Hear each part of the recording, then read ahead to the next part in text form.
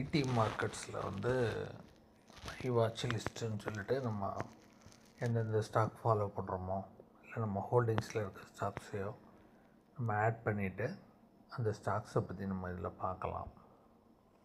உதாரணத்துக்கு பார்த்திங்கன்னா இதில் டிஃபென்ஸ் ஸ்டாக்ஸில் ஆட் பண்ண வாட்ச் லிஸ்ட் இருக்குது.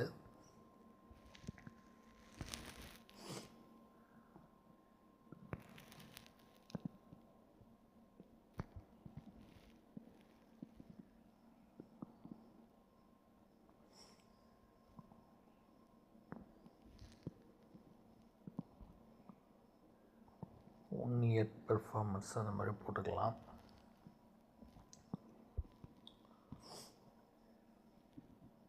இதில் வந்து அந்த ஸ்டாக்கோடைய margins, EBITDA margin, operating profit of earning assets, net profit margin, PBT margin, effective rate of tax, இந்த டீட்டெயில்ஸ்லாம் இருக்குது.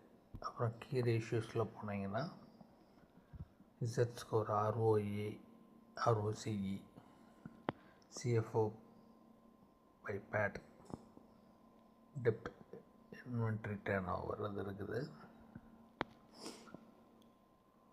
ரிலேட்டிவ் ரிட்டர்ன்ஸ், உதாரணத்துக்கு இதில் வந்து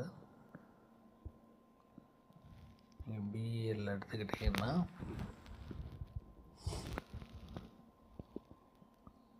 relative returns versus Nifty 50 6 month கூட கம்பேர் பண்ணால் -10.89 போட்டிருக்க ரிலேட்டிவ்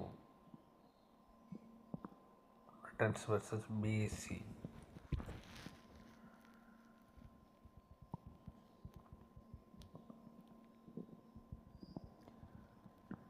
$500 6 months கூட -9.59 relative returns versus Nifty mid cap 100 6 months கூட -9.82 தான் பிஎல்லுடைய ரிட்டர்னாக இருந்திருக்கும்.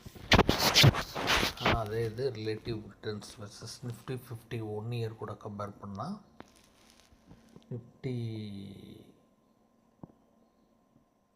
விட ஜாஸ்தியாக 24.5